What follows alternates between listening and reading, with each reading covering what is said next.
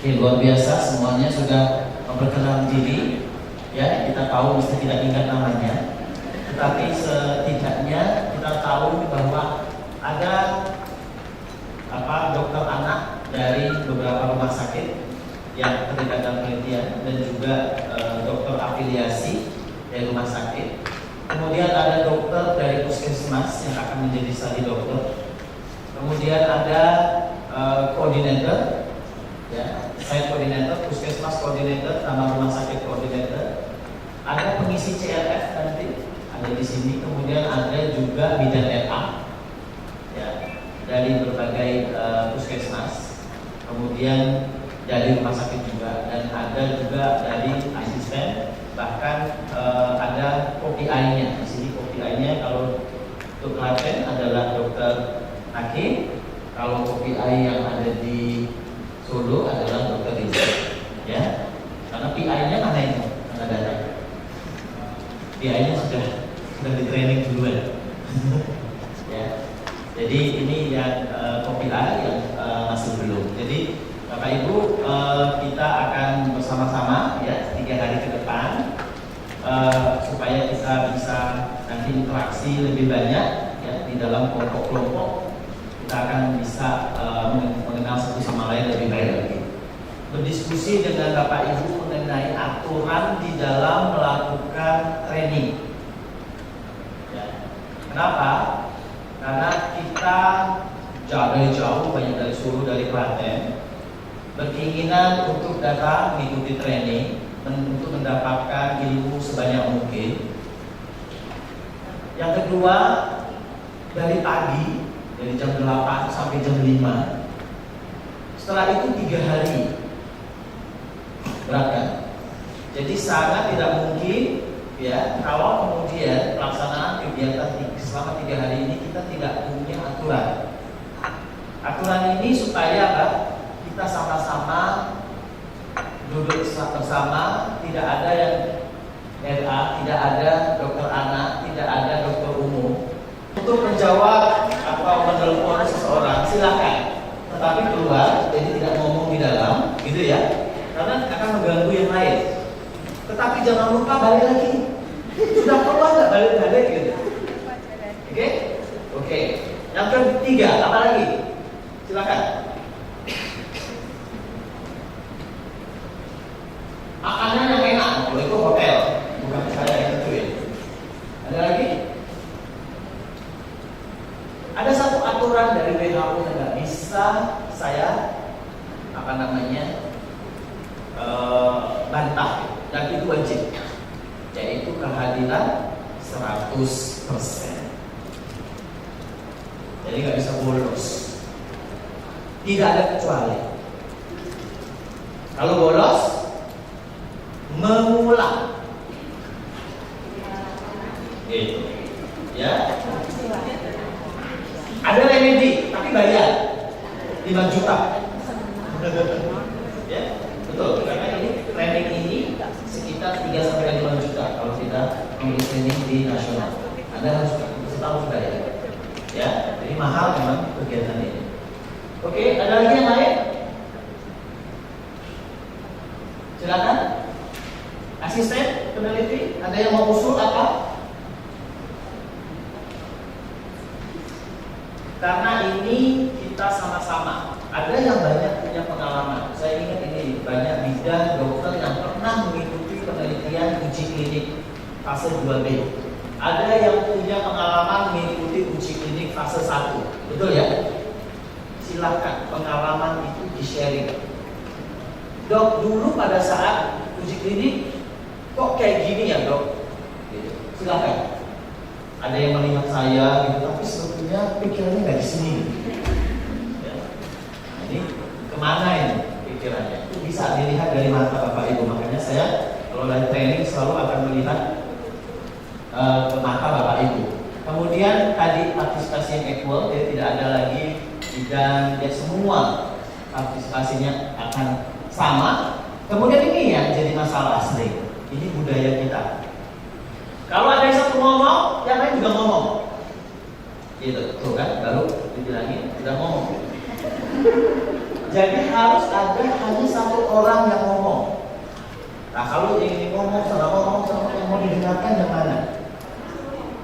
Iya, tapi satu persatu gitu loh. Jangan ngomong semua, jadi bingung karena nanti dalam prosesnya kita ingin belajar dari semua yang ada di sini.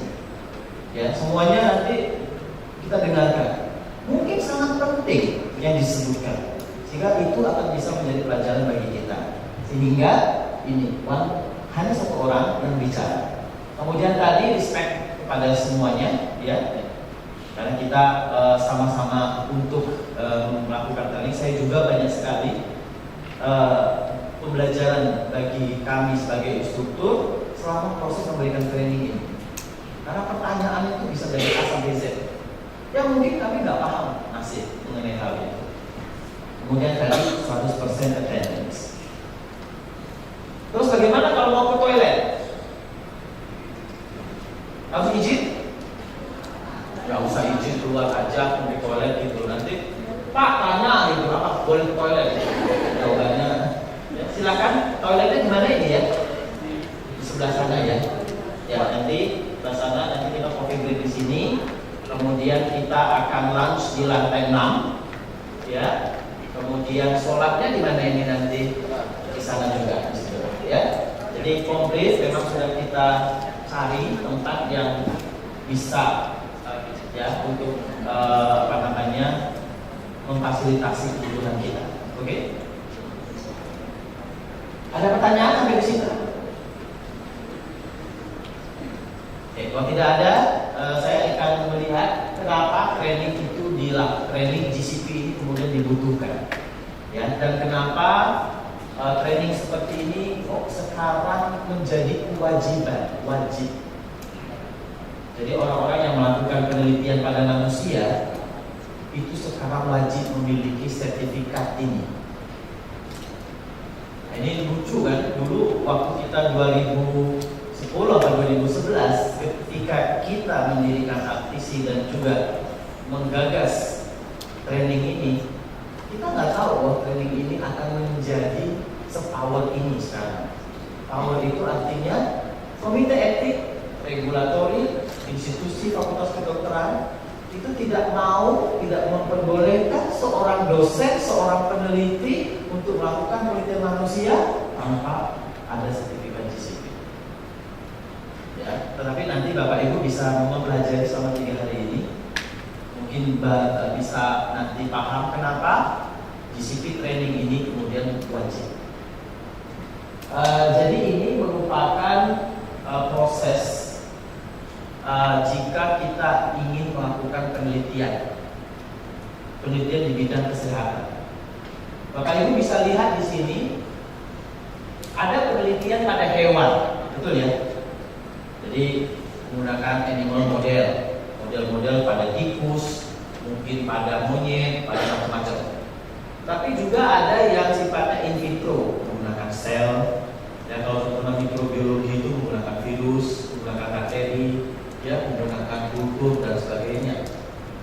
Atau kadang-kadang mungkin di puskesmas melakukan survei mengenai kepuasan dari pasien datang ke puskesmas, gitu, pelanggan. Atau survei mengenai kepuasan dari staf di puskesmas. Kamu nggak ada? Pernah tahu? Ya ada, tiap tahun mungkin ya. Karena lagi itu akreditasi itu harus ada. Ini kan survei, gitu ya. Kepuasan pelanggan, kepuasan staf, ya, atau stakeholders yang kemudian berhubungan dengan institusi tersebut. Itu banyak sekali. Itu riset. Ada epidemiologi, tapi ada juga penelitian-penelitian yang sifatnya uji klinik yang kita lakukan di sana. Apa itu uji klinik? Uji klinik itu adalah suatu riset eksperimental, ya, percobaan, dan dia kemudian memberikan intervensi. Intervensinya itu merupakan nasib, belum tahu sebetulnya ada manfaat tidak. Justru yang akan diteliti itu. Nah ini yang kita sebut sebagai uji klinik. Jadi kalau Bapak Ibu lihat, ya, di sebelah kiri itu yang ada warnanya purple ini ada animal study, ada in vitro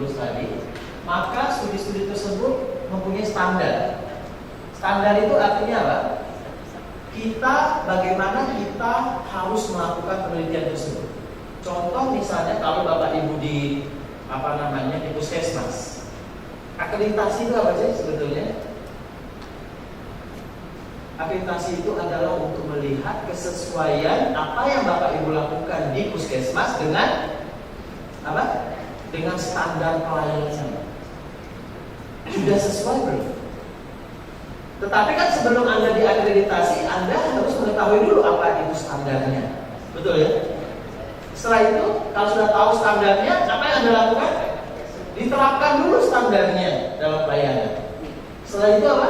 Setelah itu kita cek apakah yang kita lakukan sesuai dengan standar itu atau tidak. Inilah akreditasi. Jadi akreditasi itu jangan kemudian karena mau akreditasi kita memperbaiki setelah tidak ada akreditasi, jangan kembali seperti semula. Itu bukan itu prinsipnya. Sama seperti standar dalam penelitian. Standar dalam penelitian misalnya ini pada animal, standarnya cuma seperti itu. Jadi kita pelajari bagaimana cara melakukannya. Setelah itu kita laksanakan, nanti akan ada audit, itu akreditasi, termasuk dalam riset. Nah, untuk yang animal itu ada yang kita sebut KPBI, ya. Tetapi kemudian ada yang studi di laboratorium. Laboratoriumnya sendiri harus standar, proses yang dilakukan di lab harus standar. Ini kita sebut GLP, Good Laboratory Practice. Jadi praktek riset laboratorium yang benar, yang baik, standar, itu GLP. Tetapi kalau risetnya pada manusia pakai apa? Standarnya GCP ini. Good Clinical Practice itu artinya bagaimana kita melakukan penelitian pada manusia yang baik dan standar itu. Dan ini merupakan standar internasional. Ya. Kenapa kita harus paham ini? Nah ini tadi, kita akan melakukan penelitian pada manusia, menciptakan suatu produk yang akan digunakan untuk program nasional, sehingga tidak bisa tidak kita harus melakukan penelitiannya dengan standar yang terbaik. Ya, nanti itu yang terbaik itu menurut siapa? Nanti akan kita diskusikan. Kemudian ini, jadi uji klinik itu harus dilakukan pada pengembangan klinis dari suatu produk. Nah, setelah produk kita nanti selesai fase 3, apa yang dilakukan? Apa yang kita lakukan setelah fase 3 selesai? Hasil penelitian kita akan laporkan ke regulasi. Regulasi itu untuk apa? Untuk nanti supaya vaksin ini mendapatkan izin edar di Indonesia. Itu dulu program baru izin edar. Nah, siapa yang meregulasi ini, yang mengeluarkan izin edar ini? Badan POM di Indonesia. Ya, Badan POM, kita akan melaporkan ke Badan POM. Nanti Badan POM akan menelaah. Apa yang ditelaah oleh Badan POM? Data hasil penelitian kita dan juga implementasi GCP di dalam penelitian itu. Ingat berarti. Jadi kalau penelitian tidak melalui GCP, apa yang dilakukan oleh Badan POM? Gak bisa mendapat izin edar. Penting banget kan? Nah itu. Ini yang jadi masalah. Banyak penelitian di Indonesia, uji klinik dilakukan, tetapi tidak berbasis GCP, artinya apa? Badan POM tidak bisa memberikan izin edar dari produk tersebut. Jangankan di Amerika, Eropa, Australia, India, Cina, Indonesia saja tidak memberikan izin edar. Kenapa? Karena sama. Seluruh dunia yang dilihat itu juga laporannya, hasil penelitiannya, dan bagaimana implementasi praktek untuk good clinical practice-nya pada saat penelitian ini. Inilah kita akan ada regulatory authority. Kemudian setelah itu mungkin kalau vaksin ada yang kita sebut vaksin vigilance. Jadi vaksin diamati efek sampingnya, dikumpulkan kejadian yang tidak diinginkan, ya loh. KTD dari vaksin itu juga riset masih. itu juga harus berbasis GCP. Ya, jadi penting ya ternyata GCP itu. Nah, kemudian ada penelitian epidemiologi pada manusia, melakukan survei kepuasan pasien, melakukan survei kepuasan staf. Itu juga harus menggunakan GCP. Karena manusia ini yang dipakai. Ya, nah ini, ya, kita akan lihat di situ nanti. Kemudian ada satu lagi yang mungkin akan banyak kita bahas juga nanti di dalam pertemuan ini, yaitu yang disebut sebagai GMP. Apa itu yang di bawah ini? GMP, Good Manufacturing Practice. Ya, ini juga standar. Kalau di Indonesia disebut CPOB, cara pembuatan obat yang baik. Apa itu? Jadi kalau kita ingin melakukan uji klinik, dalam hal ini vaksin kan, kalau kita melakukan vaksin itu harus diproduksi, dimanufaktur, diproduksi oleh Bio Farma. Dalam hal ini Bio Farma harus tersertifikasi sebagai industri yang terstandarisasi di dalam proses pembuatan vaksin. Ini nggak mudah. GMP ini yang merupakan regulator nasional. Kalau kita mau mengekspor produk vaksin itu, maka WHO dan regulator dunia seperti FDA di Amerika atau EMA di Eropa itu juga akan melakukan akreditasi. Jadi banyak sekali ya Bapak Ibu, dalam untuk menghasilkan produk itu tidak hanya satu standar yang dipakai, tapi berbagai standar, dan ini standarnya harus kita pahami semua. Ya, supaya nanti dalam penelitian itu hasilnya betul-betul baik. Jadi inilah GCP itu di mana letaknya, Bapak Ibu bisa lihat, bisa di epidemiologi studi, bisa di uji klinik, bisa di post marketing suatu produk, bisa di penelitian-penelitian klinis lainnya, di puskesmas, di rumah sakit dan sebagainya. Jadi kalau ada kemudian, saya yakin puskesmas, rumah sakit sering ya dipakai buat riset. Ya, mungkin riset oleh fakultas kedokteran, mungkin fakultas keperawatan, bidan gitu yang ngambil S2 gitu. Tapi bidan-bidannya ngambil S2 atau S1 kan, terus melakukan riset. Nah, ini teman-teman di puskesmas harus tahu nih, dia risetnya pakai GCP enggak gitu.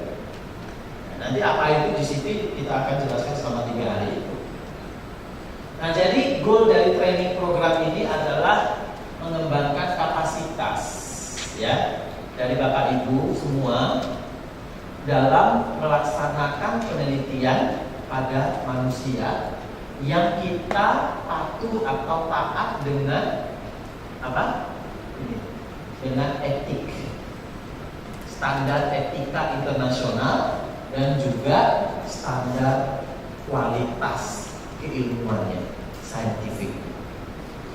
Jadi kita akan berbicara banyak dua hal ini nanti di GCP, etik dan quality, kualitas.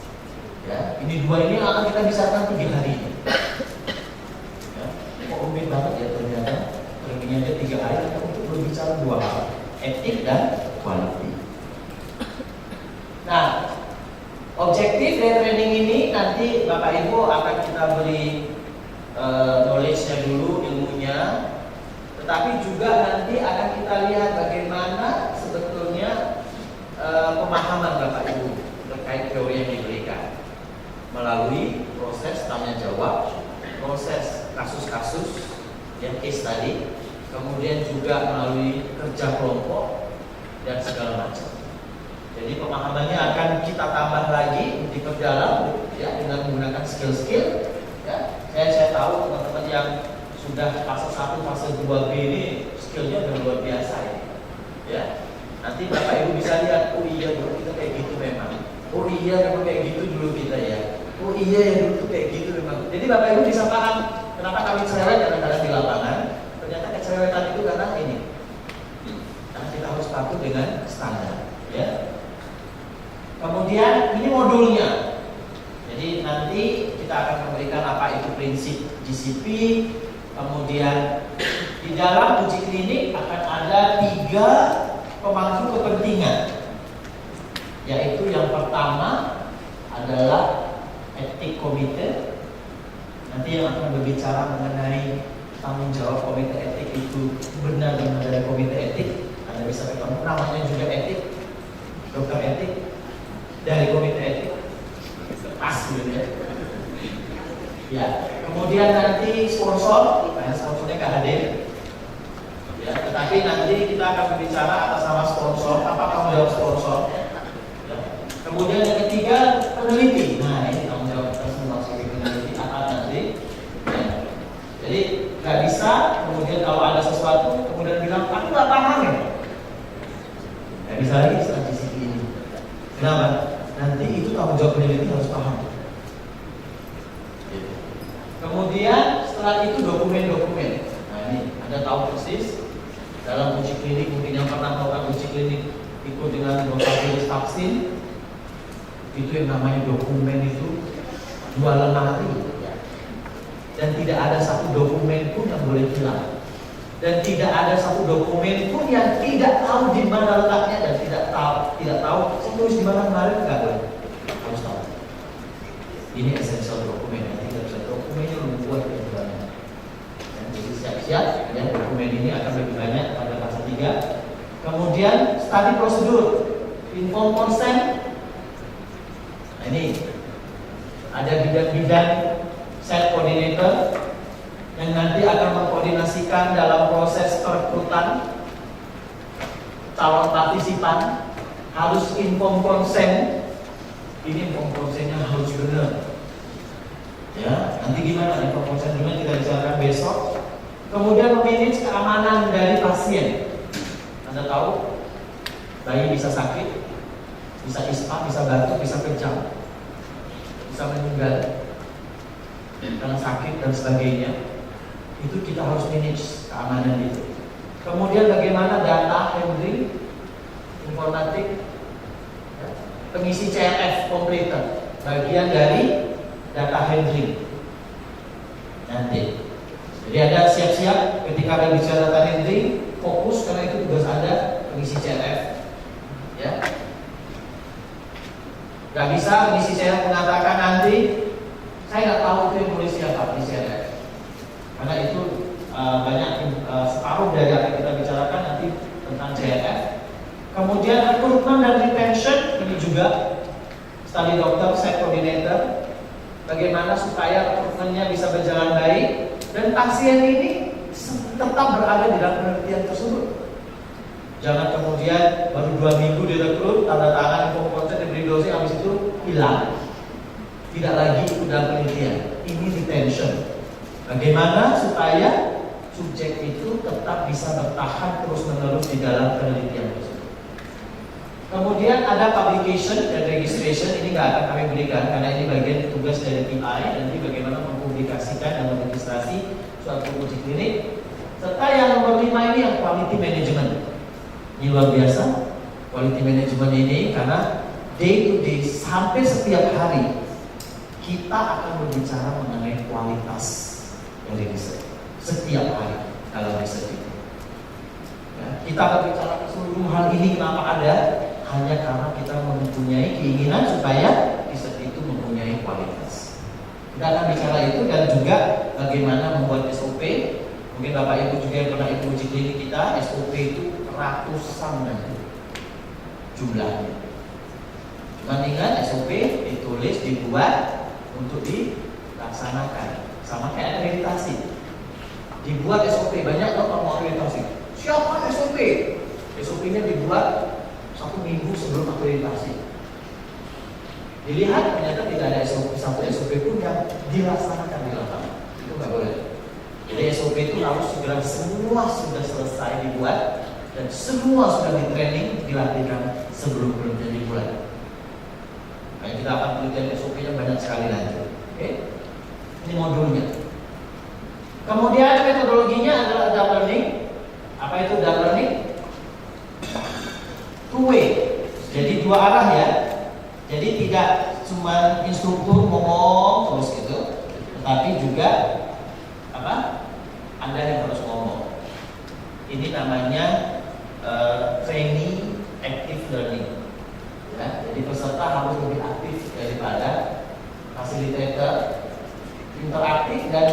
learning by doing. Jadi kita akan ada group activity, ada case study, ada beberapa video yang akan kita tunjukkan, dan nanti Anda harus menganalisis, memberi komen ya terkait video tersebut. Kemudian model training evaluasi akan kami laksanakan dengan meminta pendapat Anda. Sehingga mengapa tidak bisa banyak, 40 itu sudah terlalu banyak. Karena saya tidak ingat kemarin itu yang ngomong siapa, yang sudah memberikan respon siapa, yang responnya benar itu siapa. Karena itu evaluasi itu sangat kualitatif dilakukan oleh setiap fasilitator nanti. Kemudian akan ada post test, akan ada ujian hari ketiga akhir. Ya, jangan stres. Nggak ada ujian sampai nggak tidur terus ujian. Oh, sudah lama nggak ujian, ya toh? Di bidan, dokter itu udah lama nih nggak ujian ya. Kapan kali ujian dokter Yulis? Udah lama, nggak ingat lagi kalau pernah ujian gitu toh. Besok orang ujian, belajar. Nah, besok ada ujian, ya. Yang mendapatkan nilai terbaik akan mendapatkan hadiah. Nah, yuk. Hadiahnya gede loh, mesti salah HP, brosurnya dua. Saya dapat HP. Kamu pas foto dia bu ya, dengan saya. Oke. Kemudian ini material reading. Saya kira ini mungkin sudah dikirimkan ke Bapak Ibu. Memang ada satu kendala di dalam training ini. Apa kendalanya? Semuanya berbahasa Inggris. Tetapi jangan khawatir. Anda mendengarkan saya saja gitu tanpa membaca, memahami slide sudah oke kok. Kenapa? Karena semua slide akan kita jelaskan dengan bahasa Indonesia, ya, yang mudah mungkin Bapak Ibu pahami. Oke. Ada pertanyaan sampai di sini? Atau ada komentar atau ada keinginan yang lain, silakan. Tapi nanti kita lihat kalau Anda sudah mulai turun kondisinya gitu ya, sudah mulai perlu kehangatan, nanti kita berhenti dulu, ngopi dulu. Oke, silakan. Maaf dokter, sebelum masuk ke materi yang sangat tajam, saya sebenarnya pengen tahu benar progresnya dari penelitian vaksin RV3 ini sampai mana, karena di puskesmas kami itu ikut fase yang pertama, yang kedua enggak. Jadi saya ingatnya cuma dokumen, kalau salah di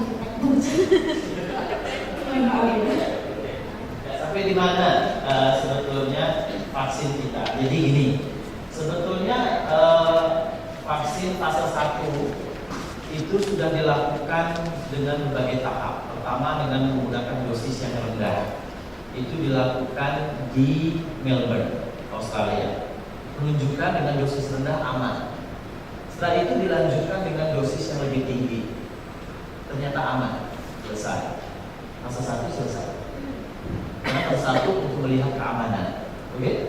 Aman tidak? Aman itu artinya tidak ada proses reactogenicity, pasiennya tidak ada masalah, tidak ada efek samping yang kemudian berhubungan dengan vaksin tersebut. Setelah itu dilakukan fase 2. Fase 2 ini dilakukan untuk melihat efficacy, untuk melihat safety, keamanan, dan juga efficacy. Efficacy itu artinya benar nggak sih kalau ini rotavirus vaksin bisa mencegah diare, itu efficacy. Ya, bukan nggak ya, efficacy. Ini ada Evi Sulaitri sama Evi Hermawati. Kalau ini efficacy, ya, artinya keefektifan dari vaksin tersebut. Nah, dilakukan di 2 tempat, yaitu yang pertama di New Zealand 100 orang. Setelah itu menggunakan Indonesia, dalam hal ini Klaten sama Jogja waktu itu. Kemudian hasilnya gimana? Bagus sekali. Jadi ternyata vaksin kita diberikan pada bayi lahir itu bisa mencegah diare sampai usia 18 bulan. Itu mencapai 78% pengurangan diare yang berat. Luar biasa kan? Artinya ini akan menurunkan angka diare di Indonesia yang berat itu sudah Gitu? 78% ini sudah terpublikasi. Nanti di dalam protokol training yang akan kita lakukan itu akan kita ulangi lagi. Setelah itu apa? Nah, ternyata itu di waktu itu waktu uji klinik fase 2B di kita itu vaksin itu belum diproduksi oleh Bio Farma. Vaksinnya waktu itu masih diproduksi oleh Amerika. Kenapa? Enggak di Amerika. Karena waktu itu Bio Farma belum mampu mempunyai kapasitas untuk memproduksinya. Gitu ya. Terus apa yang dilakukan? Waktu itu ingat mungkin ya, kita menggunakan penyimpanannya minus 60 derajat. Jadi vaksin itu harus disimpan di minus 60 derajat. Visible nggak itu dilakukan nantinya di dalam program nasional? Ada nggak sih tempat penyimpanan minus 60 derajat di puskesmas? Nggak ada. Di Dinkes nggak ada. Tetapi waktu itu kenapa masih minus 60 derajat? Karena memang masih disebut sebagai konsep untuk proof of concept. Jadi hanya untuk membuktikan bekerja nggak sih vaksin itu pada manusia. Ternyata iya. Kemudian Bio Farma melakukan produksinya, membuatnya. Tetapi diubah formulasinya. Yang tadi bisa disimpan minus 60 derajat, harus disimpan minus 60 derajat. Sekarang bisa disimpan pada suhu minus 20, sama seperti OPV. Orang polio vaksin yang disimpan di Dinkes itu minus 20. Nah, proses ini itu ternyata mengubah formulasi. Oke. Kemudian yang lain apa? Kita juga Anda tahu ketika implementasi sampah ada isu halal. Benar ya? Jawa nggak masalah gitu, cakupannya tinggi. Tapi ketika tahun berikutnya dilakukan di Sumatera, tidak mencapai 30% cakupan MH. Measles dan rubella, ya, campak dan rubella itu. Kenapa? Karena dianggap tidak halal. Kita nggak mau nanti vaksin ini kemudian kita implementasikan ada isu itu. Mengapa kemudian Bio Farma mengembangkan lagi supaya isu halal ini tidak terjadi pada rotavirus vaksin, sehingga enzim yang digunakan yang biasanya porcine yang itu memang berasal dari kandungan dari babi, walaupun dia seperti hanya menyentuh di dalam prosesnya, tidak ada kandungan itu di dalam vaksin, tapi ulama mengatakan yang menyentuh itu najis. Akhirnya Bio Farma memproduksi, mengganti dengan rekombinan jagung dari nabati. Nah, proses ini dilihat oleh regulasi kita, Badan POM, mengatakan Anda mengubah formulasi dari minus 60 menjadi minus 30. Anda mengubah dari porcine menjadi non porcine. Apa yang dia katakan? Anda harus mengulangi lagi uji kliniknya dari awal. Sedih kan? Sedih banget. Padahal 99,9% itu identik dengan yang lama. Identik.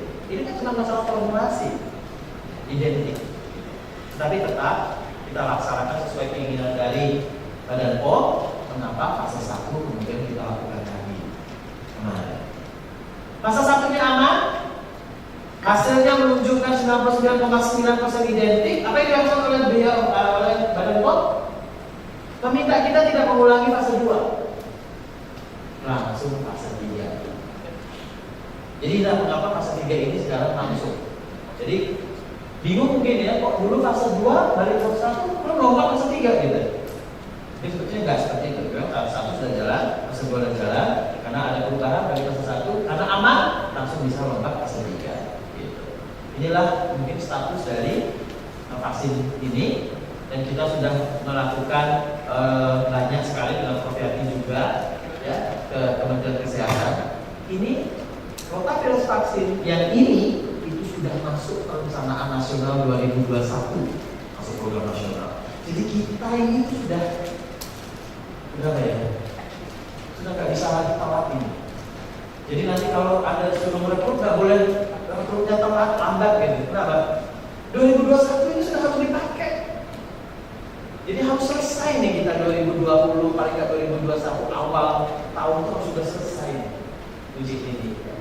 Kalau nggak kembali lagi anak-anak kita masih menderita diare, masih banyak yang meninggal, ini kita bersalah gitu. Kita sudah punya vaksin tapi belum bisa implementasi, cuma gara mungkin masalah regulasi, ya, yang menjadi apa? Korban adalah anak-anak. Karena apa, di negara-negara lain itu rotavirus vaksin itu sudah digunakan. Cuma kita nggak mampu, pemerintah kita untuk membeli vaksin tersebut karena mahal. Makanya kita memproduksi sendiri, menciptakan atau membuat vaksin itu sendiri. Jadi mungkin masalahnya adalah masalah duit juga, masalah budget. Karena mahal sekali vaksin lokal yang tersedia tersebut. Gitu ya. Ya, bisa paham ya mengapa Bapak Ibu duduk di sini. Ini Bapak Ibu bisa harusnya bangga nanti ketika 2021 kemudian diluncurkan menjadi program nasional. Bangganya kenapa? Saya terlibat dalam penelitiannya itu loh. Dan saya tahu banget penelitiannya itu luar biasa bagus. Karena saya tahu bagaimana kualitas penelitian tersebut. Oke? Jadi Bapak Ibu yang kembali lagi, kita adalah orang-orang di lapak, di layar, di belakang layar dari semua proses penelitian tersebut nanti. Tetapi Bapak Ibu bisa bangga itu adalah hasil karya kita bersama. Ya, oke. Ada lagi pertanyaan?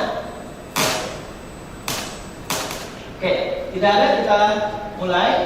Apa itu esensial dari GCP dan juga masalah etik dalam penelitian. Nanti Bapak Ibu akan mengetahui apa prinsip etik. Nah, sekarang ada kasus. Kasus ini apa? Ini adalah orphan children, itu anak-anak yang yatim piatu dan terlantar. Oke? Dan anak yatim piatu dan yang terlantar ini digunakan untuk mengembangkan dan digunakan menjadi berpartisipasi dalam penelitian suatu vaksin.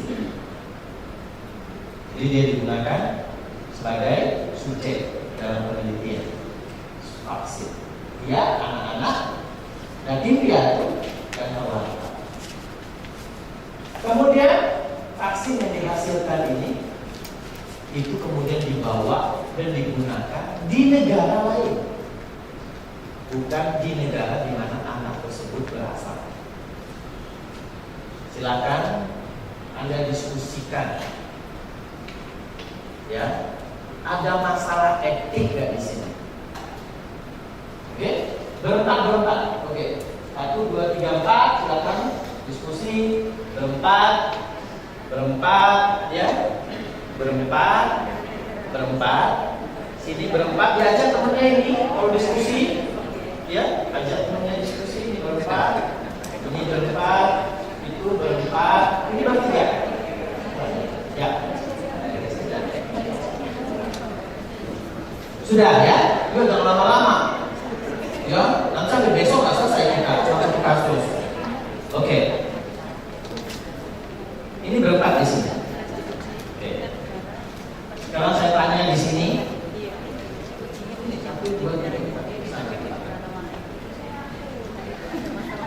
Oke, sekarang yang di sini berempat. Sudah ya? Bapak Ibu, kita dengarkan bagaimana pendapatnya dari sini. Silakan. Ya, kita dengarkan. Mohon izin menyampaikan sedikit. Mungkin karena informasinya sangat minimalis sekali, jadi kami juga menyampaikan apa yang awal kita bisa diskusikan. Kalau memang dari awal etik dari informasi di orphan children-nya clear, tidak ada masalah, berarti mau dibawa kemanapun juga bisa.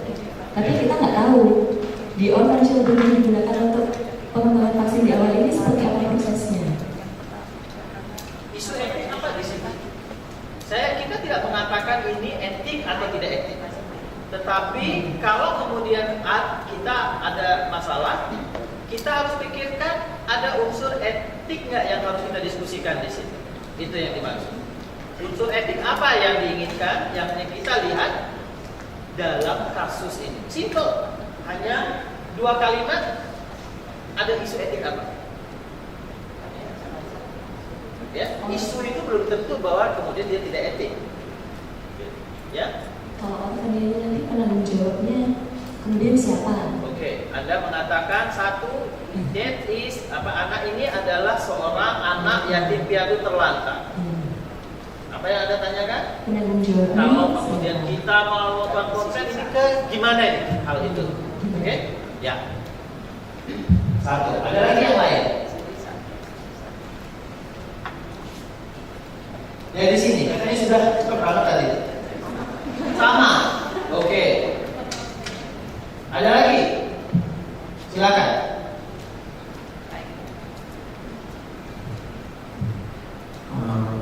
Mungkin kalau dari isu orphan atau enggak itu kan isu status ya, sedangkan kalau mengenai vaksin sebenarnya kita lebih sasaran kepada kelompok usia mana kita mau melaksanakan dan pada usia mana sebenarnya kasus, misalnya contohnya rotavirus ini misalnya 6 sampai 23 bulan yang terbanyak ya tanpa mengenai status siapa dia ya kita harus melakukan uji klinis. Oke.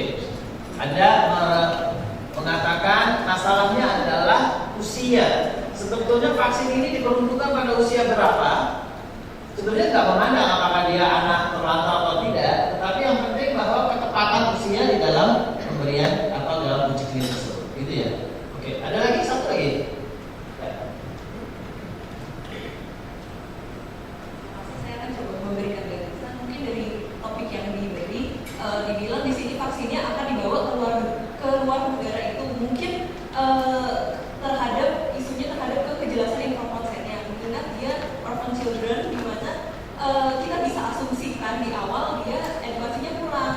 Nah, apakah ada permintaan izin bahwa data yang diterima dan outcome-nya akan boleh atau tidaknya digunakan di negara lain? Itu kan kita juga harus menanyakan ke subjeknya itu sendiri atau mewakili. Terima kasih. Oke.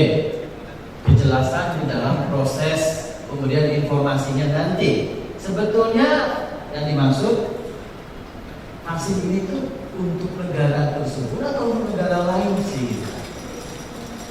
Gitu ya. Ada isu itu yang mungkin harus diperjelas. Nanti kita akan banyak diskusi tentang itu dalam prinsip etik. Saya tutup dulu isu pertama. Saya nggak akan memberikan apa jawabannya, karena jawabannya akan kita diskusikan selama 3 hari.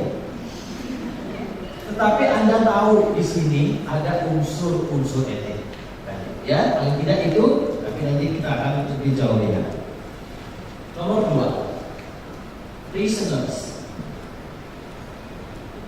Jadi dia orang-orang yang dipenjara. Ya, prisoners. Dia ikut dalam penelitian. Dan penelitian ini sangat besar kemungkinan mengakibatkan stres, dan mungkin sangat besar kemungkinan mengakibatkan kerusakan pada tubuhnya. Oke? Prisoners tersebut atau orang yang di penjara ini tidak diberi pilihan untuk menolak, untuk berpartisipasi. Silakan diskusikan kembali.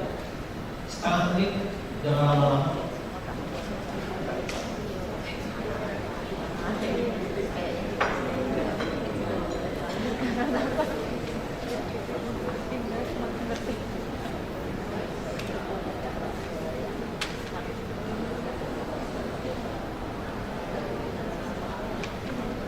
Mbak Jessica, mungkin dulunya agak dekat sini biar bisa diskusi. Ya, ini, naik. Ya. Ini,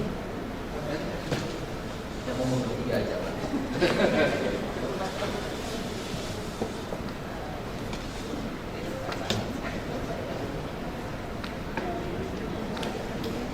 Sudah? Oke. Saya tunjuk di sini sekarang. Silakan berikan pendapat. Gak boleh yang ini. Oke. Silakan pendapatnya. yang kencang, ya suaranya harus lantang supaya bisa didengar yang lain. Oke? Silakan. Di sini jadi ada unsur pemaksaan, dia harus mau dan tidak boleh untuk menolak. Seharusnya dia kan mempunyai haknya dia untuk bisa menolak, jadi melanggar haknya, hak asasi dari orang ini. Oke. Jadi menurut Anda ini ada unsur pemaksaan. Ada lagi etik isu dari kasus ini. Ingat, tidak hanya masalah ini ada pemaksaan, tapi etik isu yang lain. Silakan. Keamanan dari vaksin itu, Bukan vaksin ini. ya keamanan seperti yang keamanan itu jelas dampaknya.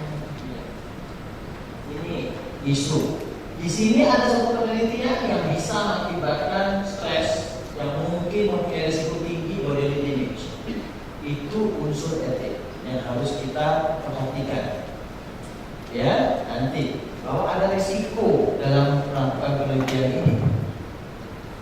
Oke, risiko itu gimana kita mengantisipasinya? Itu etik. Ada lagi? Satu lagi?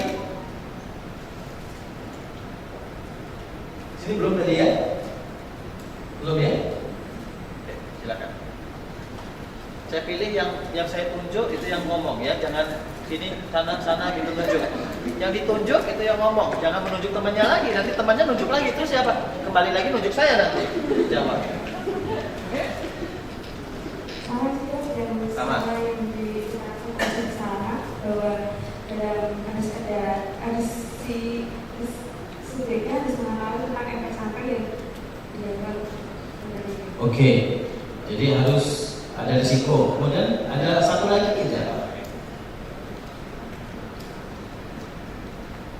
Masalah tadi konsen, karena dia bilangnya refuse, gitu ya? Betul ya?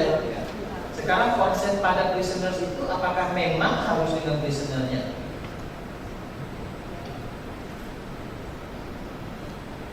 Nah ini, gitu. Nanti kita akan banyak diskusi itu mengenai vulnerable participant. Ya, siapa yang berhak sebagai vulnerable participant? Yang partisipan ini yang mempunyai vulnerable atau bisa kemudian dieksploitasi dalam suatu riset, maka harus ada yang kemudian memastikan hal tersebut, ya, bahwa dia tidak melalui hal-hal seperti itu. Nanti kita akan diskusikan juga ya banyak hal ini. Oke, sekarang yang ketiga, isu etik yang ketiga. Kalau kedua tadi studinya adalah eksperimental, intervensi, gitu ya. Pasien atau subjek diberi perlakuan. Kalau ini tidak diberi perlakuan, hanya diobservasi saja. Jadi penelitian yang kita sebut observasional. Penelitian ini dilakukan pada populasi. Diobservasi suatu populasi, di mana populasi ini menderita suatu penyakit yang mematikan, bahkan juga memalukan penyakit tersebut. Oke? Menurut stigma. Pada saat penelitian itu dimulai, tidak ada terapi yang efektif untuk mengobati penyakit tersebut. Tujuan penelitiannya untuk melihat apa komplikasi dan dampak dari penyakit tersebut. Observasi. Kenapa? Karena nggak punya obatnya. Kemudian selama perjalanan 3 tahun penelitian itu berjalan, ternyata terapi yang efektif untuk penyakit itu diketemukan. Tetapi tujuan penelitiannya tadi apa? Untuk melihat komplikasi, melihat perjalanan penyakitnya seperti apa, sehingga apa? Partisipan ini yang diobservasi ini tidak diberitahu bahwa ada obat baru yang bisa mengungkap penyakit tersebut. Silakan Anda komen etik isu apa yang ada terjadi pada kasus ini. Silakan.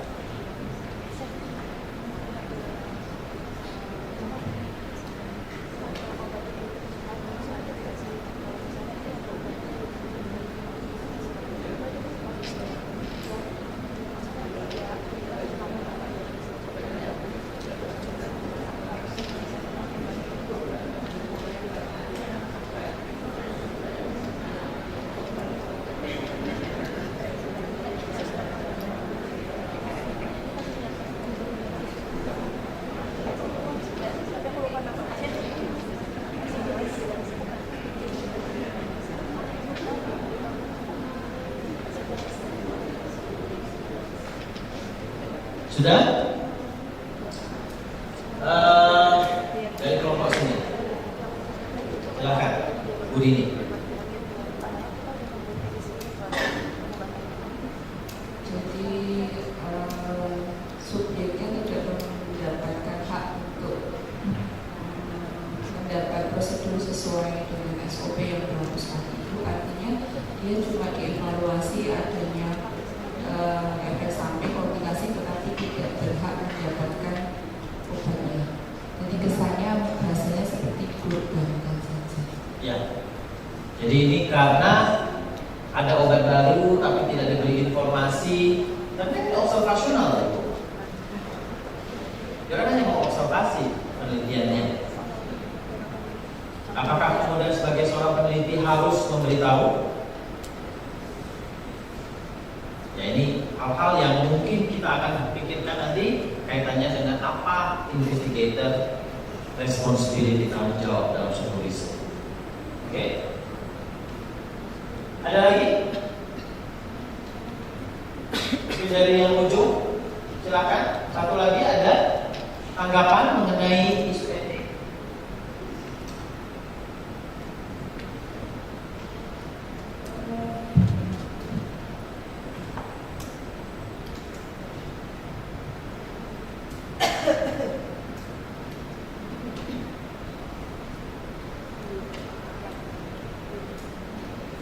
Apa?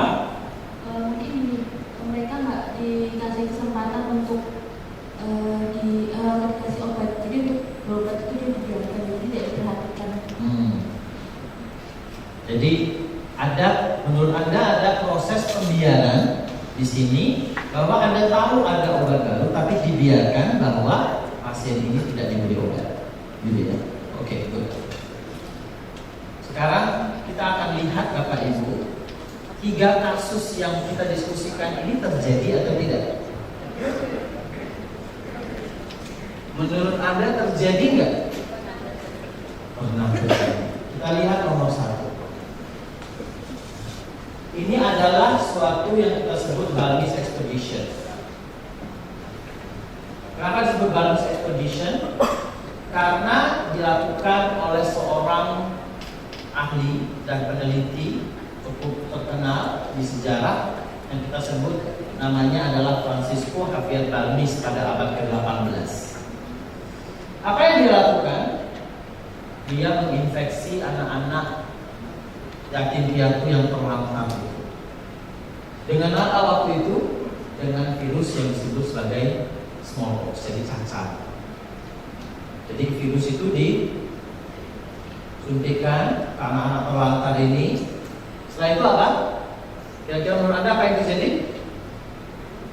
Tentunya anak-anak yang terlantar ini mengalami cacar, gitu ya. Kemudian diambil cairan cacarnya tadi dari lesinya, kemudian diinokulasikan atau diberikan ke anak yang sehat. Dia melakukannya, bahkan membawa anak-anak terlantar ini ke negara-negara jajahan Spanyol. Ya, mereka dari Spanyol dibawa untuk melakukan program vaksinasi di banyak negara jajahan Spanyol pada saat itu. Ya, di Puerto Rico, Meksiko, Venezuela, Filipina, ya. Bahkan foto ini saya ambil di Filipina ini, di Manila. Itu ada statu dari Balmis, jadi Institute Tropical Medicine di Manila, yang dia mereka mengatakan ini merupakan orang yang pertama memang yang melakukan program imunisasi atau vaksinasi pertama kali di dunia. Berhasilkah dia? Berhasil karena apa?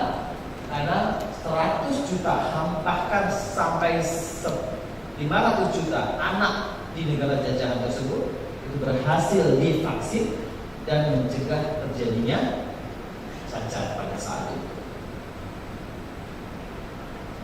Bisakah kita melakukan hal yang sama di sini? Ya, ini menjadi pelajaran kita nanti dalam proses etik dalam suatu riset. Perang Dunia Kedua, mungkin ini yang paling terkenal, ya, yang kita sebut sebagai ini korban dari Holocaust atau korban dari Perang Dunia Kedua. Apa yang terjadi pada Perang Dunia Kedua itu? Anda tahu mungkin, ya, pada saat Perang Dunia Kedua itu perang Nazi, ya, kemudian memasukkan semua orang-orang Yahudi itu ke dalam. Penelitian seperti apa yang mereka lakukan? Luar biasa.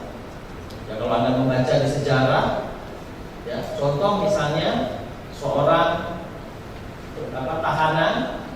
beberapa orang tahanan dicopot semua bajunya, setelah itu diapakan? Ditenggelamkan ke dalam kolam yang penuh berisi es. Tujuan penelitiannya apa? Betul sekali, untuk melihat berapa lama orang itu bisa bertahan pada suhu dingin. Kalau tujuannya berapa lama orang itu bisa bertahan, sampai mati artinya dilihat. Memang seperti itu. Sampai akhirnya mereka mati, kemudian tahu berapa lama manusia itu bisa bertahan pada suhu dingin. Ada lagi yang lain ya. Contoh, semua dikumpulkan wanita di dalam satu ruangan. Setelah itu diberi radiasi yang sangat tinggi ruangan tersebut. Setelah itu orang-orang ini, wanita ini dibunuh. Setelah dibunuh dia apa? Diambil sel telurnya, diteliti apakah kemudian mereka mengalami infertilitas ketika mendapatkan radiasi tersebut. Ini terjadi di Perang Dunia Kedua. Apa yang terjadi Bapak Ibu? Apa yang terjadi? Dokter-dokter yang melakukan eksperimental itu kemudian diadili setelah Perang Dunia selesai. Yaitu di satu kota kecil namanya Nuremberg, ya, di Jerman tahun 1947. Ini pengadilannya kalau Bapak Ibu mau lihat. Dan dokter-dokter ini yang melakukan penelitian ini kemudian dihukum, ya, dihukum mati, dan ada yang dipenjara seumur hidup akibat apa? Eksperimental yang mereka lakukan. Kemudian dari pengadilan ini kemudian dibuatlah suatu kode etik penelitian pada manusia yang pertama kali. Nanti kita kenal dengan nama Nuremberg Code. Ya, jadi ini merupakan salah satu cikal bakal keluarnya standar atau kode etik dalam penelitian pada manusia tahun 1947. Tetapi apa yang terjadi? Apakah kemudian ketika kode etik itu muncul masalah etik, pelanggaran etik selesai? Tidak ada lagi, masih berlanjut. Kemudian terjadi lagi tragedi yang kita sebut sebagai Tuskegee sipilis tadi. Kenapa disebut Tuskegee? Karena ini di desa namanya Tuskegee. Desa tersebut adalah desa di mana banyak sekali orang-orang Afrika, Amerika yang berkulit hitam, yang mereka juga tidak begitu tinggi pendidikannya. Dan populasi di sini paling tinggi untuk penyakit adalah sifilis. Tahun 1932 ketika penelitian itu mulai dilakukan untuk melihat sebetulnya penyakit sifilis ini itu komplikasi apa yang bisa terjadi. Dan pada saat itu tidak ada obat untuk sifilis. Penelitian dilakukan terus, ya. Kemudian apa yang terjadi? Setelah beberapa tahun diketemukan penisilin sebagai obat untuk sifilis. Tetapi pasien-pasien ini tidak diberikan atau tidak diberi informasi bahwa ada obat. Kenapa? Kalau diberi, mereka tidak bisa melihat apa yang terjadi pada pasien. Oke? Kira-kira menurut Anda apa yang terjadi? Ini ada 399 subjek yang ikut penelitian. Menurut Anda apa yang terjadi? pada pasien 359 pasien ini? Jelas mereka akan meninggal. Kenapa? Karena mereka tidak diobati. Ya, dan itulah yang terjadi. 359 semuanya meninggal. Sampai tahun 72 penelitian itu dihentikan. Dan hanya berapa yang akhirnya survive dari 359 itu? Yang kemudian masih hidup? Ini, yang duduk di kursi roda ini. Tinggal 4. Pada saat itu Presiden Amerika Bill Clinton menyatakan permohonan maaf kepada seluruh keluarga yang keluarganya menjadi korban dari penelitian tersebut. Ini cukup lama pemerintah kemudian mengakui bahwa ada masalah etik dalam penelitian tersebut. Oke, ini tas gigi. Apa yang terjadi setelah ada tragedi tas gigi? Tahun 76 dibuatlah kode etik baru, prinsip-prinsip etik baru dalam riset pada manusia yang kita kenal sampai sekarang, yang kita sebut sebagai Belmont Report. Ya, nanti kita akan banyak diskusi mengenai Belmont Report. Tapi apakah hanya 3 tragedi itu aja Bapak Ibu yang terjadi dalam penelitian? Tidak. Bapak Ibu bisa lihat banyak sekali ya masalah-masalah pelanggaran etik dalam riset pada manusia yang terjadi di seluruh dunia. Oke? Dan kita tidak menginginkan hal itu terjadi di Indonesia. Apalagi nanti kita mengembangkan rotavirus vaksin. Kita menginginkan penelitian kita rotavirus vaksin uji klinik ini dikenal menjadi suatu penelitian yang mempunyai kualitas yang sangat baik. Kita ingin dikenal vaksin ini merupakan vaksin yang terbaik yang pernah diciptakan. Kemudian kita ingin dikenal bahwa kita mematuhi seluruh unsur etik dalam penelitian ini. Jadi kita tidak akan menjadi sejarah menjadi salah satu penelitian yang melanggar etik. Nah, ini yang harus kita pastikan nanti dalam implementasi. Ya, mengapa kita belajar masalah unsur etik? Jadi kalau Bapak Ibu bisa lihat di depan sini, yang namanya standar aturan untuk bagaimana penelitian pada manusia itu kemudian harusnya dilakukan, itu selalu diperbaiki. Kenapa? Karena tadi begitu masih banyak. Ada Belmont, ada Nuremberg Code, masih ada tragedi.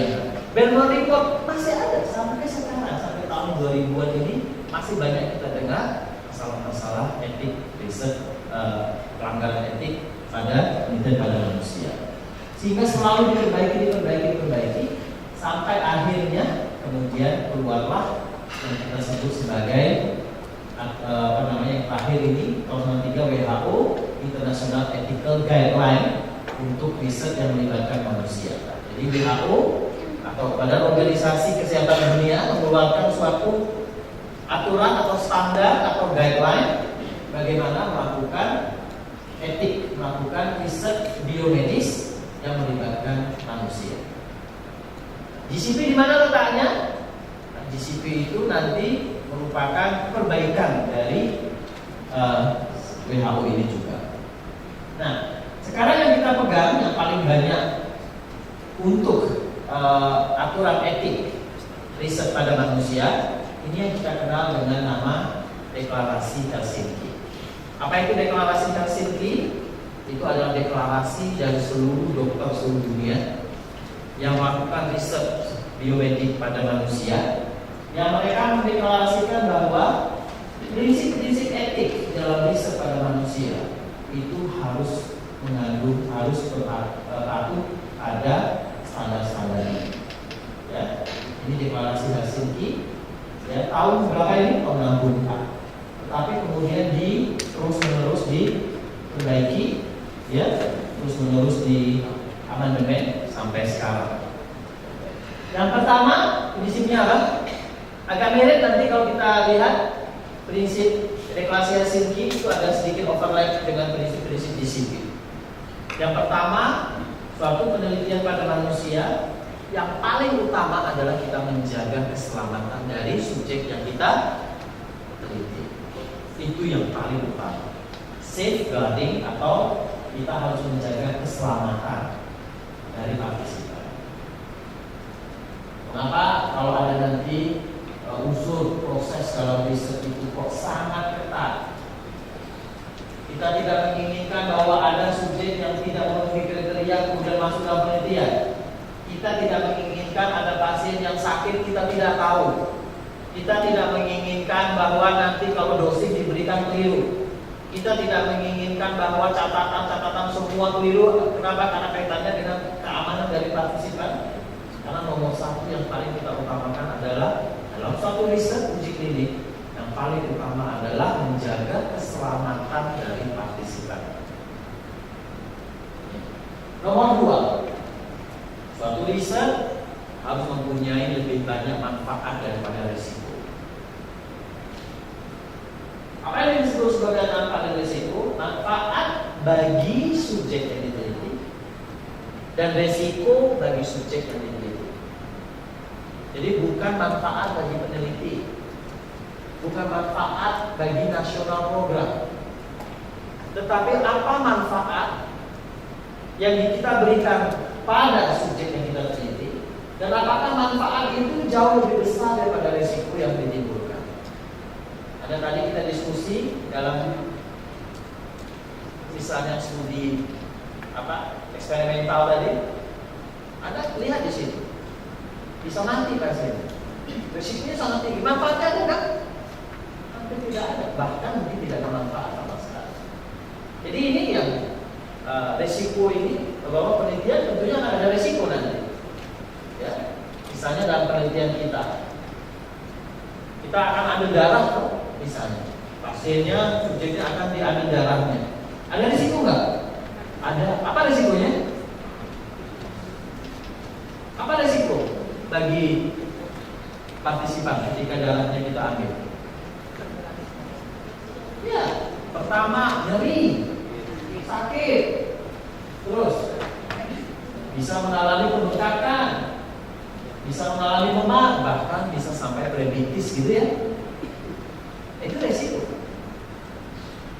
Yang penting dalam riset kita tahu apa resiko dan bagaimana nanti riset tersebut itu bisa meminimalkan risiko itu. Gimana Anda caranya meminimalkan risiko supaya pada saat pengambilan darah nanti si bayi ini tidak mengalami memar atau diabetes? Gimana caranya? Kita harus buatkan SOP supaya pengambilannya dilakukan dengan benar. Terus apa lagi? Orang yang akan ngambil dilatih SOP-nya. Orang yang ngambil harus orang yang ahli yang biasa mengambil darah. Itu tujuan kita kan? Mengurangi risiko. Tapi kalau dalam riset itu kemudian kita tidak melakukan proses-proses seperti itu penelitian tersebut tidak etis. Nah, kita sudah tahu akan ada risiko, tapi kita tidak mencoba melakukan proses supaya risiko itu minim. Itulah. Nanti kenapa kaitannya tetap nomor satu, safeguarding partisipan. Kita menjaga keselamatan dari subjek yang kita teliti. Nomor 3, banyak sekali kita harus melakukan riset-riset pada subjek yang vulnerable. Bayi salah satu masuk kriteria vulnerable. Gitu ya? Nanti gimana?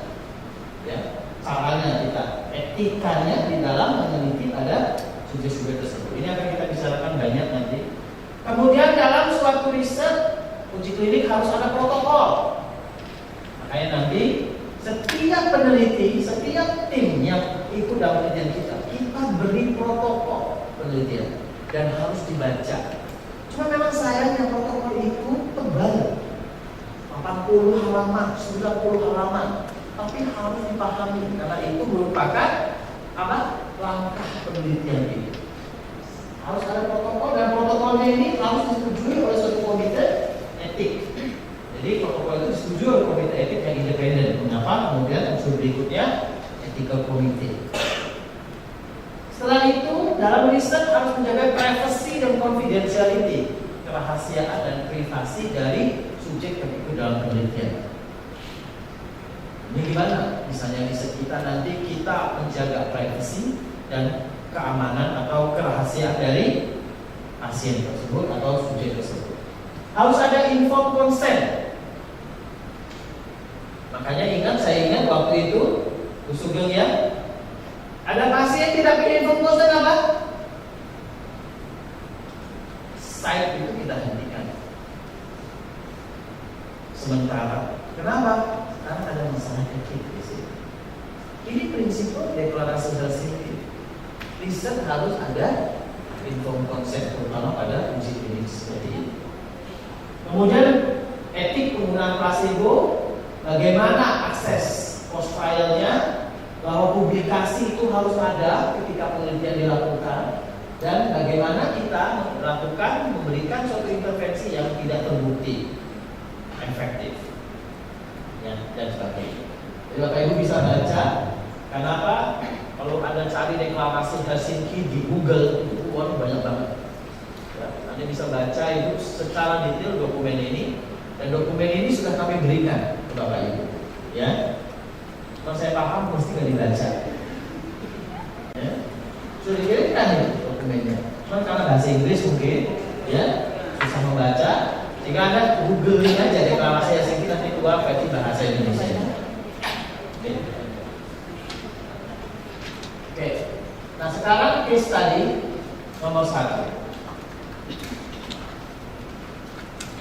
Case study nomor 1 ini adalah mungkin kaitannya tidak kaitan dengan vaksin, tapi ini merupakan unsur konsep dari salah satu deklarasi Helsinki.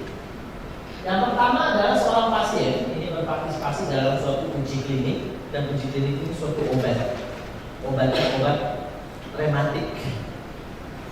Ya, mungkin Anda tahu kalau di puskesmas itu pasien rematik adalah pasien siapa? Biasanya usia lanjut, nyeri kaki ya, kemudian tangan mungkin ya, dan prosesnya kronis. Jadi dia harus terus menerus minum obat. Kalau tidak, inflamasinya, radangnya kumat, nyeri, nggak bisa gerak, kualitas hidupnya berkurang, nggak bisa beraktivitas dan seterusnya. Nah, dia ikut dalam penelitian, dan ini rematiknya berat. Nah, obat ini uji kliniknya, ini obat baru yang diuji coba. Ternyata selama 2 tahun penelitian, si pasien ini merasa ada perbaikan sangat besar dari penyakitnya dibandingkan misalnya obat sebelumnya. Dia merasa sekarang bisa beraktivitas, nyerinya berkurang, radangnya berkurang, dan seterusnya. Kemudian penelitian selesai. Setelah itu dia harus kembali ke pengobatan yang lama, ya kan? Karena obatnya penelitian selesai, obat baru itu, padahal obat itu kan masih dalam uji klinik, belum ada izin edar gitu ya, dan seterusnya. Dia harus kembali ke pengobatan lama. Namun untuk mengakses terapinya dia nggak punya duit. Selama ini dalam uji klinik dia gratis ya, nggak bayar. Kalau uji klinik itu ditanggung. Ini gimana menurut Anda? Apa yang bisa kita lakukan sebagai peneliti dalam proses kasus seperti ini? Silakan diskusikan berdua dengan teman samping. Sebentar aja.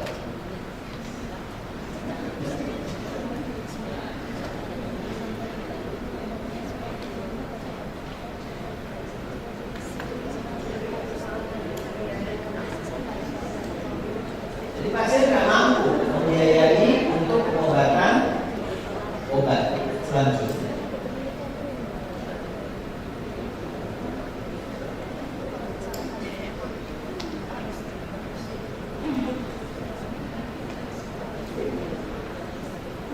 Dokter Samad, gimana dok?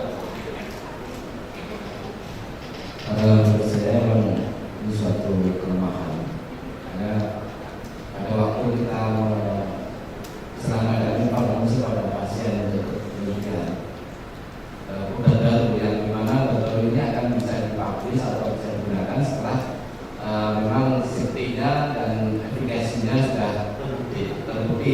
Tapi kan ini belum, sehingga pasien itu merasa enak dan selanjutnya dia pengen obat itu, tapi kan obat belum tersedia.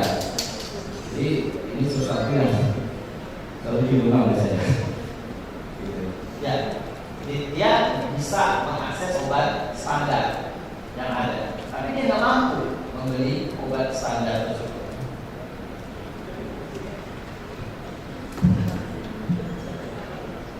Pak Novita, Suruh buat BPJS. good idea ya?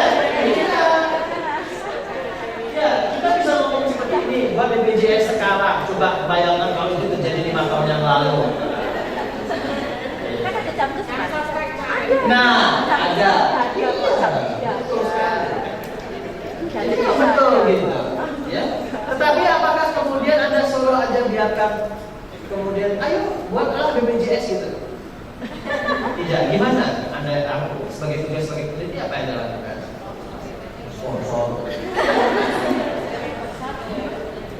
Ya, jadi Anda mungkin memberi informasi, membantu membuatkan, membantu membuatkan koordinasi, gitu loh.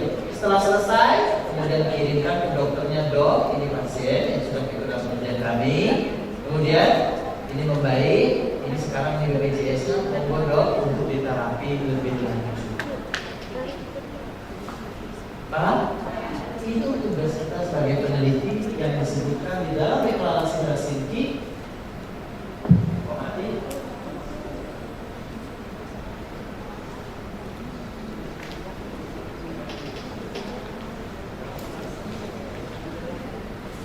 Baterai is running low, Mbak.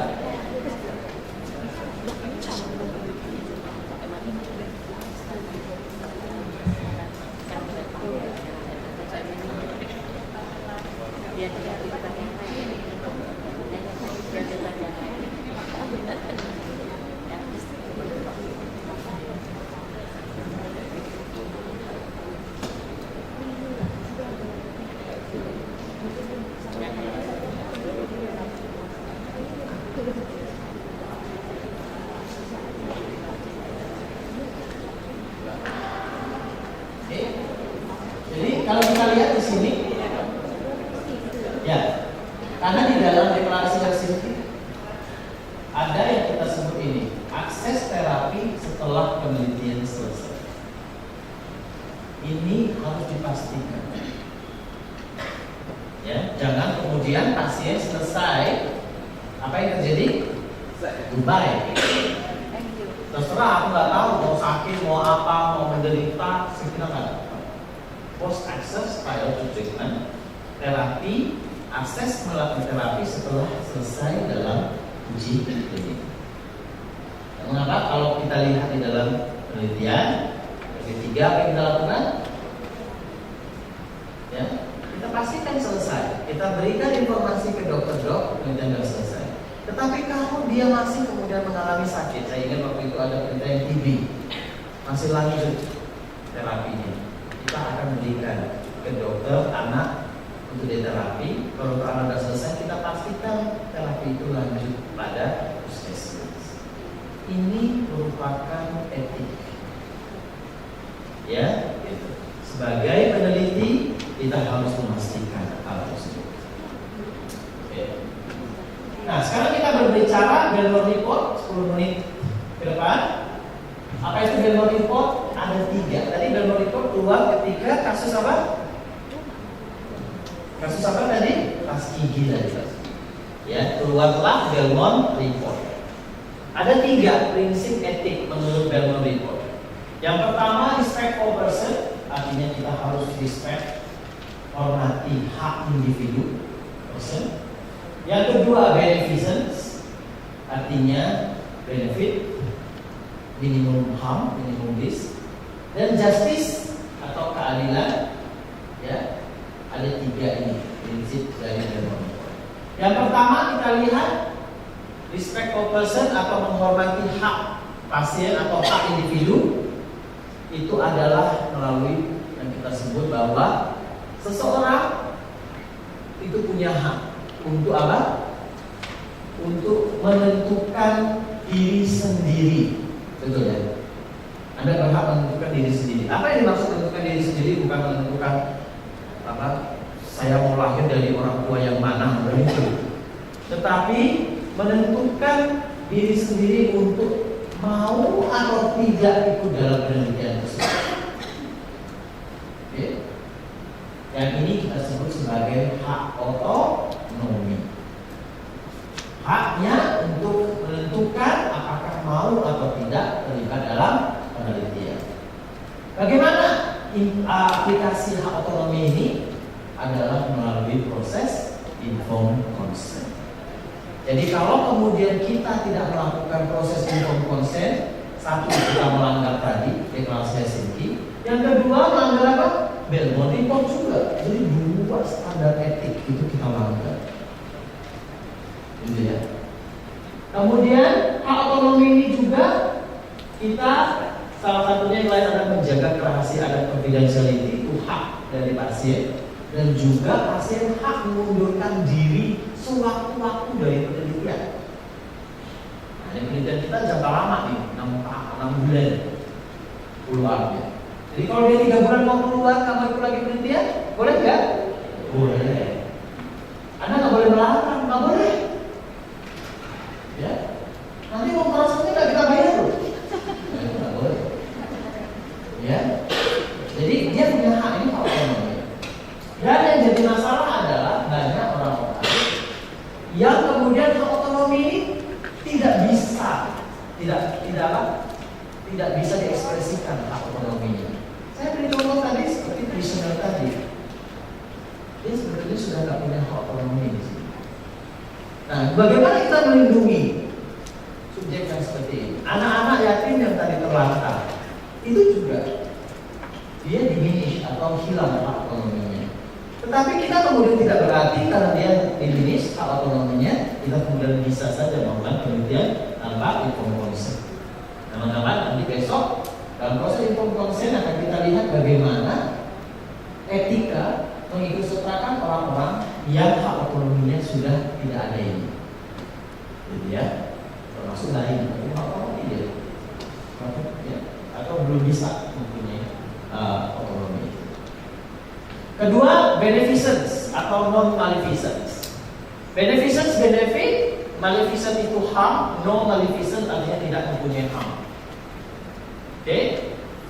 Artinya apa ini? Kewajiban kita adalah memastikan semua subjek yang kita teliti itu kita bisa maksimalkan benefit yang dia bisa dapatkan dan kita pastikan resiko yang bisa muncul kita minimalkan. Ya. Dan yang kita hindari terjadinya harm. Nah, ini susah mengatakan harm. Harm itu injury sebetulnya, ya. Jadi do no harm atau tidak ada harm dalam suatu penelitian. Apa contohnya nanti kita lihat, ya. Kemudian bagaimana kita menjaga benefit dan menghindari harm atau mengurangi resiko itu. Tadi, yang pertama, riset itu harus secara saintifik keilmuan itu benar. Desain itu dirancang penelitian itu dengan benar, dengan baik secara dan bisa dipertanggungjawabkan secara ilmuwan, secara ilmiah. Berarti kalau suatu penelitian tidak ilmiah, suatu penelitian tidak kemudian menggunakan metodologi yang ilmiah dan standar, artinya apa? Hati-hati. Bisa membawa resiko besar bagi subjek peneliti. Kemudian yang kedua dilakukan oleh peneliti yang kompeten. Nah ini, Bapak Ibu ini duduk di sini untuk apa? Agar bisa menjadi peneliti yang kompeten. Salah satunya. Mengapa training itu penting untuk kita lakukan? Dan kita selalu setiap saat mengetahui apa resiko dan benefit. Tidak hanya pada saat di awal penelitian, tetapi pada saat penelitian itu sudah berjalan. Bisa saja satu penelitian yang awalnya kita merasa tidak ada risiko, tiba-tiba 1 bulan ada risiko. Artinya selalu kita kumpulkan datanya dengan cepat. Mengapa kalau ada satu pasien sakit, kita tidak tahu itu nggak bisa, nggak boleh sama sekali. Kenapa? Karena mungkin saja jasa kita itu akibat resiko dari intervensi kita. Kalau kemudian ada resiko tersebut kita tidak ketahui, ini kita tidak bisa meminimalkan resiko, tidak mengenali resiko itu dalam penelitian. Mengapa ini yang nggak boleh terjadi? Apapun yang terjadi pada pasien selama penelitian harus kita ketahui, harus kita catat, harus kita laporkan. Kemudian ada tim yang akan meninjau apakah itu resiko atau bukan. Dan ada hubungan nggak dengan intervensi kita atau bukan? Ini, ya. Jadi kita akan diskusi banyak mengenai safety itu pada hari ketiga. Nah, apa beda resiko dan benefit? Tadi kita mengenal bahwa benefit harus tinggi, harus baik, harus besar, tapi resikonya harus minimum. Apa beda benefit dan risiko? Mbak Jenny, menurut Anda apa beda antara benefit dan risiko?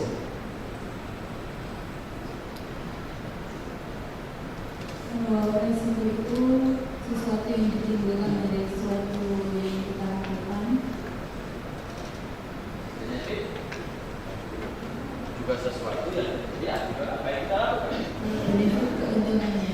Oke, keuntungannya. Terus kalau risiko, risikonya. Jadi ada masalah-masalah manfaat, ya, yang kita berikan pada subjek yang diteliti. Itu manfaat. Resiko adalah mungkin efek samping, ya, mungkin injury akibat perlakuan yang kita lakukan. Contoh resiko, Mbak Jessica, bisa terjadi pada subjek yang diteliti.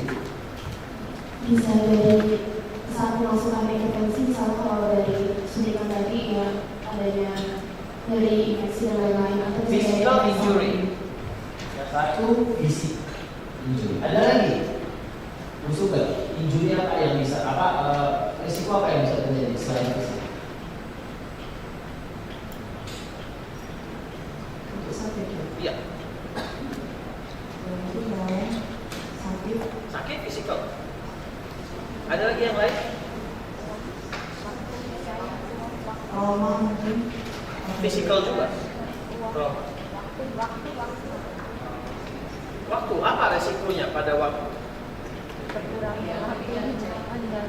Hah?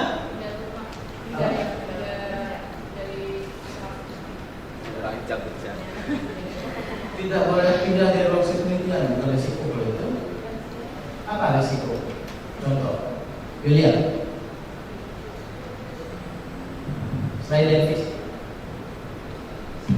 risiko uang dan waktu. uang.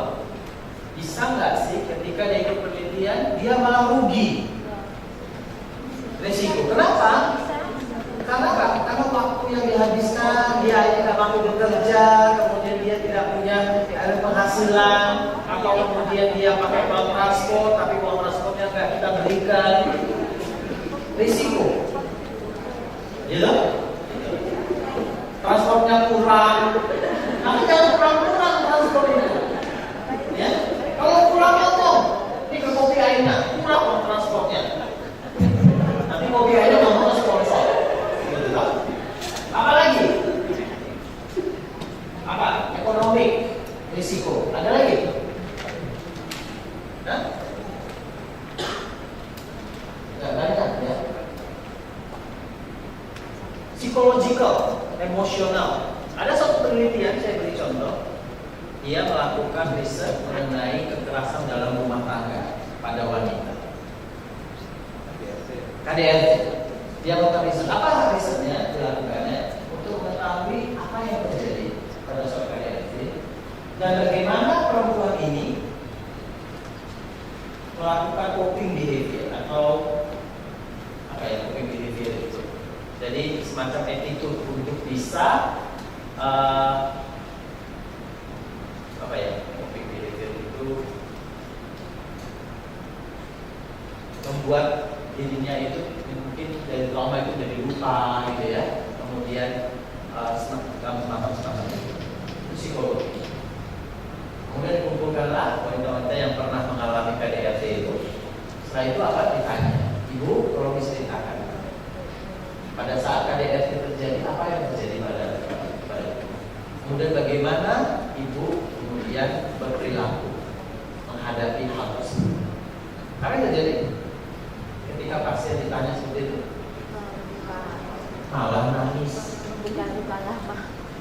luka-luka lama, luka yang sudah healing itu terluka kembali. Ini merupakan emotional suffering. Apakah pernah kemudian kita berpikir bahwa itu suatu resiko sebelum kemudian itu dimulai? Jadi tidak hanya fisikal resiko itu, bisa psikologikal, bisa ekonomi, bisa sosial culture, diskriminasi. Suatu penelitian, misalnya tadi kita lupa ada masalah kerahasiaan, tiba-tiba kerahasiaan yang terbuka penderita itu merupakan misalnya penderita tuberkulosis. Apa yang kemudian masyarakat tahu? Apa yang terjadi pada dia? Dia dikucilkan, mengalami diskriminasi, misalnya ya. Hal seperti ini yang tidak boleh bisa muncul akibat resiko suatu riset. Ada suatu penelitian, ya, contohnya ada pengguna narkotik remaja. Ya, lakukan penelitian untuk mengetahui ini remaja ini menggunakan narkotik dari mana dan kenapa, resiko apa, atau faktor apa predisposisi yang mengakibatkan mereka menggunakan narkotik tersebut. Dalam penelitian, saya itu terpublikasi, didapatkan dari sini paling banyak, itu dari macam gitu ya. Saya itu resikonya ini karena masalah mungkin masalah ekonomi, ada masalah keluarga dan macam-macam gitu, dipublikasi. Apa yang terjadi? Dibaca oleh Badan Narkotika Nasional. Dia datang peneliti, tolong Anda serahkan semua nama dari responden penelitian tersebut. Anda bisa mengatakan tidak? Bisa? Oh nggak boleh, ini kerahasiaan. Bisa? Nggak bisa. Kenapa tidak bisa? Karena itu obstruction of justice. Karena kita kemudian menghalangi ya hukum untuk melakukan hal tersebut. Hati-hati dalam riset seperti ini. Kenapa? Anak-anak tersebut bisa mengalami legal aspek akibat penelitian yang kita lakukan. Jadi inilah resiko itu. Harusnya resiko itu sudah bisa kita lihat sebelum penelitian dimulai, ya, sehingga kita bisa mengantisipasi atau meminimalkan resiko tersebut. Mengapa kadang-kadang sangat sulit untuk melakukan satu riset akibat resikonya tidak bisa diminimalkan, sehingga penelitian tersebut tidak lolos dalam komite etik. Ya, ini masalah. Kalau benefit banyak tadi, improve penyakitnya, benefit psikologinya, ekonomi benefit mungkin bisa dapat, ya, dan benefit yang lain terkait dengan society. Justice ini adalah agar supaya kita men-treat atau memperlakukan setiap orang dalam penelitian tersebut itu secara moral yang benar dan proper. Moral itu artinya apa? Kita tidak mau melakukan sesuatu ke partisipan kalau kita sebagai manusia tidak mau diperlakukan seperti itu. Itulah moral. Jadi jangan memperlakukan orang lain jika kita tidak mau diperlakukan seperti itu. Kemudian harus distribusinya antara burden atau beban dan benefit itu dalam riset itu sama. Karena penelitiannya banyak benefitnya, maka kita meminta orang-orang tertentu saja untuk ikut dalam penelitian. Karena itu resikonya tinggi, maka hanya orang-orang tertentu saja yang ikut dalam penelitian. Ini sering terjadi di pelayanan kesehatan, terutama di rumah sakit. Mau riset, pasti gaji ya, jangan VIP. Sering tahu kan? Pasti gaji ikut penelitian terus. Kenapa ya orang-orang di kelas 1 sama VIP itu nggak boleh ikut penelitian? Itu justice. Kenapa? Jangan-jangan karena resikonya tinggi, kemudian ini karena banyaknya miskin, uneducational, kemudian lebih baik kita lakukan pada pasien kelas 3. Jangan-jangan Anda melakukannya karena faktor vulnerable partisipan.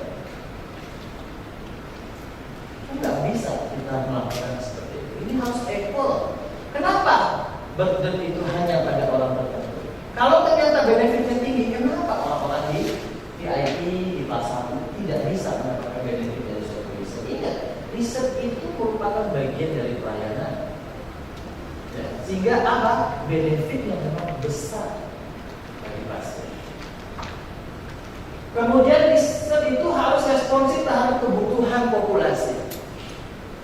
Mengapa kemudian kita nggak bisa melakukan suatu riset uji klinis seperti ini, dibilang rotavirus penting, tapi kita nggak bisa menunjukkan bahwa tidak adanya banyak manusia atau bayi di Indonesia itu terkena rotavirus, bahwa kematiannya akibat rotavirus tinggi, nggak bisa. Kalau kemudian tanpa, karena kita harus membuktikan bahwa riset ini responsif terhadap kebutuhan. Dan yang ketiga, produk yang dihasilkan itu harus bisa digunakan atau diakses pertama kali adalah pada populasi yang diteliti. Jadi nggak kayak tadi, riset dilakukan di Spanyol, kemudian vaksinnya diberikan ke negara lain, nggak bisa. Jadi pastikan nanti rotavirus vaksin itu dipakai dulu di Indonesia, jangan dipakai di India dulu. Makanya kita pastikan 2021 selesai, langsung program nasional dulu. Masyarakat Indonesia yang pertama kali mendapatkan akses. Kalau kemudian ternyata misalnya, oh kami bisa baru 3 provinsi, maka dipastikan bahwa Jogja, Jawa Tengah itu pertama kali mendapatkan vaksin. Itulah. Gimana?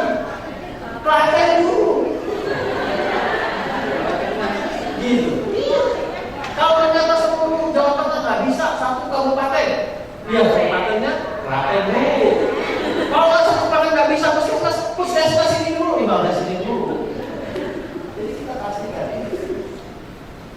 Ya, tidak mudah ya untuk kemudian kita memahami justice atau kemudian kita memastikan itu, karena banyak riset dari luar datang ke kita, risetnya selesai, produknya nggak bisa masuk. Ini. Ya, itu. Nah, sekarang ini satu keseluruhan GCP tadi kita berbicara etik. Nah, sekarang GCP itu banyak sekali, ya. Nggak usah dilihat karena ini sangat rumit. Aturan internasional dalam melakukan proses uji klinik. Yang ini ada di ICH, Internasional Komite Harmonisasi. Jadi seluruh dunia regulasi itu menggunakan aturan yang sama bagaimana melakukan suatu uji klinik. GCP itu hanya satu bagian dari seluruh guideline. Di mana dia? Di E6. Ini. Kita ajarkan ke Bapak Ibu 3 hari ini cuma di E6. Padahal kalau mau melakukan uji klinik semuanya harus dipahami. Tapi ini nggak tugas Bapak Ibu, tugas PI kalau itu yang lain. Ya, tugas peneliti hanya di E6 saja. Nah, yang E6 aja 3 hari dulu ini 3 hari. Apa penelitiannya gitu, training terus. Nah, itu GCP. GCP adalah suatu standar. Jadi tadi standar ya. Standar apa? Internasional. Ya, ada 2 prinsip standar ini, yaitu standar etik dan standar scientific quality atau kualitas ilmiah. Kapan kita menggunakan standar ini? Pada saat kita mulai mendesain. Maka mengapa kemudian kita harus tahu dulu nih GCP sebelum kita penelitian. Kenapa? Oh, dia harus diimplementasikan sebelum penelitian. Pada saat kita baru merancang, ya, jadi nggak bisa kemudian kita merancang penelitian tanpa mengenal GCP artinya di sini. Kemudian pada saat kita melakukan, pada saat nanti kita melakukan recording, nah tadi recording itu banyak banget di lapangan, ya, dokumen-dokumen yang akan kita gunakan untuk mencatat itu. Dan pada saat kita pelaporan, yaitu suatu penelitian yang melibatkan manusia. Jadi ini semua penelitian yang melibatkan manusia. Khususnya yang paling penting adalah pada uji klinik suatu produk baru. Itu paling penting. Oke. sini ada dua, etik dan quality. Etik itu artinya apa? Ini menjaga keselamatan, menjaga hak, keselamatan dan well-being atau well-being itu kesejahteraan dari partisipan. Itu etik. Quality artinya apa? Artinya kita menjalankan proses penelitian dengan standar yang baik sehingga menghasilkan data yang berkualitas. Jadi nanti kalau kemudian apakah kita dalam penelitian, oh ini vaksin kita nggak punya efek samping yang berat, percaya nggak Anda dengan data itu? Kalau Anda mengatakan tidak percaya, artinya apa? Kualitas penelitiannya tidak baik. Kenapa? Karena kita tidak percaya dengan kredibilitas dari data yang kita hasilkan. Mengapa? Nanti teman-teman dari site ini penting banget ini untuk memastikan bahwa seluruh data yang diinginkan dalam riset yang perlu dimunculkan, perlu kita kumpulkan dalam riset nanti dalam uji klinik nanti itu dihasilkan dari proses yang benar dan data yang kita tulis, yang kita catat itu kredibel. Ya. Kalau enggak, kita menghasilkan data yang keliru. Ya, inilah prinsipnya dari GCP. Jadi ada dua prinsip, etik dan quality. Etik kaitannya dengan safety, kalau quality kaitannya dengan kredibilitas dari data. Kapan? Tadi semua riset yang berhubungan dengan manusia, tapi critically ketika kita melakukan uji klinik produk baru. Ada 13 prinsip GCP. Banyak, nggak usah saya sebutkan satu persatu. Karena apa? Karena satu persatu ini akan kita bicarakan selama 3 hari ke depan. Tapi yang penting Anda ketahui bahwa dalam GCP ada 3 stakeholders, ada pemangku kepentingan 3 orang. Siapa itu? Yang pertama adalah sponsor, investigator, dan komite etik. Nanti ketiga unsur ini akan kita diskusikan selama 3 hari. Ya, nanti sponsor punya tugas, nanti investigator punya tugas, komite etik punya tugas. Dan lihat di sini sponsor akan berinteraksi dengan investigator. Dalam hal ini mungkin PI. Kemudian investigator akan berkomunikasi dengan etik komite. Tapi sponsor dan etik komite jika ingin berdiskusi atau meminta penjelasan atau memberikan opini, maka dia harus melalui investigator. Ya, ini 3 stakeholders atau 3 pemangku kepentingan dalam GCP yang akan kita diskusikan. Oke, ada pertanyaan?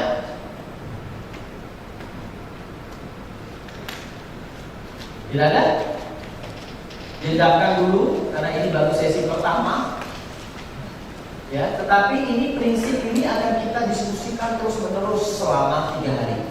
Jadi harus Anda pahami mengenai konsep etik, prinsip etik, dan GCP serta prinsip GCP. Ya, itu yang akan kita bicarakan selama 3 hari ke depan. Tapi untuk sementara Anda pahami itu, ya, nanti bagaimana proses implementasi dari semua itu kita akan berikan